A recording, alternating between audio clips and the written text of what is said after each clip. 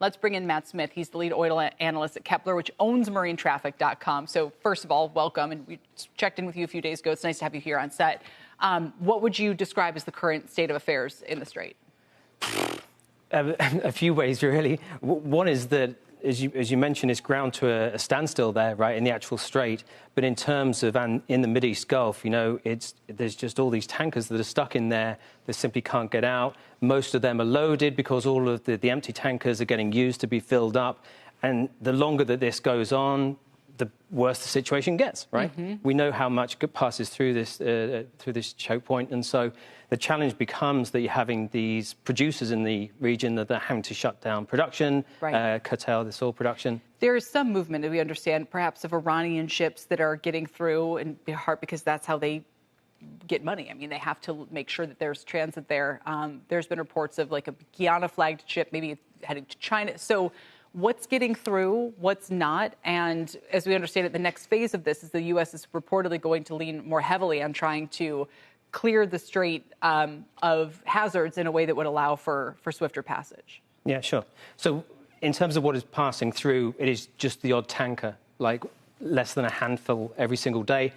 Some of those are Iranian, some have just been ones that have just gone for it, right, the brave ones or that. And so, but in terms of the Iranian crude exports that are happening kind of in the northern area of the Gulf at the Karg Island there, those are holding up pretty well. And then we're seeing about 12 million barrels, so that's 6 VLCCs passing through there so far this month. And when you think about it, it kind of makes sense that they're letting their tankers go through. They're not blocking everything off, right? They're saying, OK, let's let our tankers go through. And maybe we'll get a situation that evolves over the coming weeks here where they will let certain players go through there and not let others. Mm-hmm. Mm-hmm. I don't know if in the back they can bring that map back up, because I would like you to talk me through what it takes to secure that thing. As I understand it, I talked to a military expert. There are multiple, there's that map again. There are multiple models of shoulder-launched missiles that, from the land, could hit a tanker. Yeah. So what does it mean to secure it? But, Steve, it's not even that. It's drones as well. Drones, too, right, yeah. Right. So our expectation is that you cannot make it safe. You can promise to have insurance, but that's little comfort if there's a chance of you If I'm a sailor and the boat has insurance, I'm not getting on the boat. Right, yeah. Exactly. I mean, and even if you have like a naval escort that gets you through there, again, that's not going to prevent a drone strike either. And so this is the dilemma that we're in. This has gone on for a couple of weeks here. This could keep going for another several weeks. Talk to me about how the system backs up. Right now, I can't produce because I have nowhere to put it, right? The storage facilities are filling up rapidly.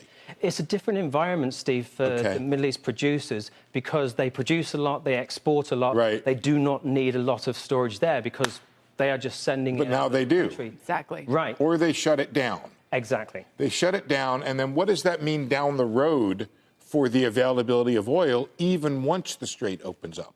How much does this echo into how much does today's lack of production echo into the future?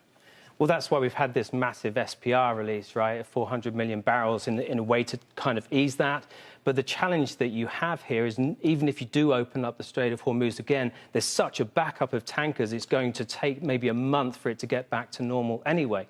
And so then you've got to get the empty tankers in to load, you've got to get your production back up again, you've got to get your full tankers out. And so this, even if everything was resolved today, the ramifications of this would still be echoing through for at least another month and a half.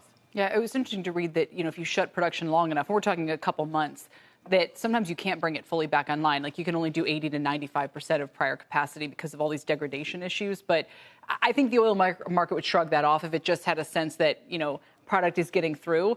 And when we've spoken with Marsh and a few other people this week, they've said they're looking towards like multinational flotillas which we had in the 80s, I guess, with Reagan the last time that this happened. You had the Soviets and others coming in. So we have to, I guess, clear the mines, try to deal with the artillery that you've both mentioned, and then perhaps have a variety of countries helping to escort these ships through safe passage. And I don't know how quickly we should be looking either for, when Pete Hegseth is talking about this issue, I think people want to hear him outline kind of the steps that we're taking to get to that goal.